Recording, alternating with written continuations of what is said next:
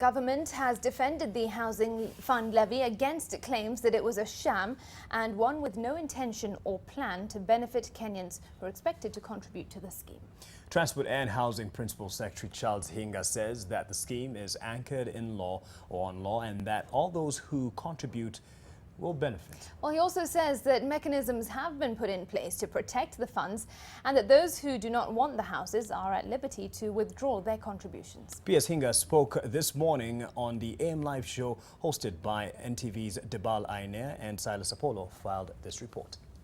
Now, on the circle, speaking in the wake of increasing criticism of the proposed Housing Fund Levy by the government, Transport and Housing Principal Secretary Charles Hinga now says that those opposed to the scheme are alarmists. The PS, who was speaking during the NTV's early morning show AM Live, said that all concerns that had been raised by stakeholders have been addressed by the government.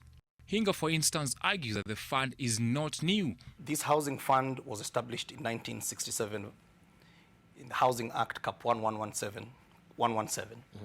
And all we did was to operationalize this fund.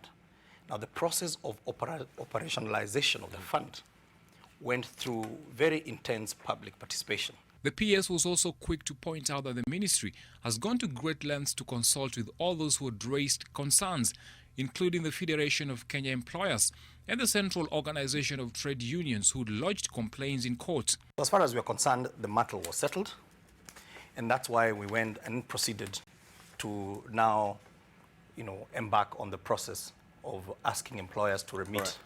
Hinga says that FKE had moved to court to challenge the establishment of an advisory board of the fund, a matter it later withdrew and agreed on with the ministry. Same to Kotu, which also withdrew its petition questioning why regulations were published without representation. And on the safety of the funds and how they will be used, the PS says that all monies contributed will be protected and accounted for. The contribution confers a direct right to you. You either get a house. If you don't get a house and retire, you get back your money. Two, if you don't, the earlier of retirement of 15 years, you get back your money. In the process, you still retain the right on how that money is used. You can elect to assign that benefit or confer that benefit to your son so that when they come out of university, they have a degree and they have a house.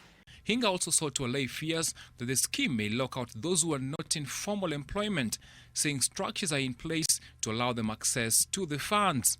Even in rural areas, we will still finance you because you still need to finance you to get a house. The contributions that you're making allows us to provide mortgages at 3% for those who are in the social housing. You spoke about categories. We have classified Kenyans based on income. So social housing earning less than 20,000, you get 3% interest, 25 years to pay. Silas Apollo, NTV.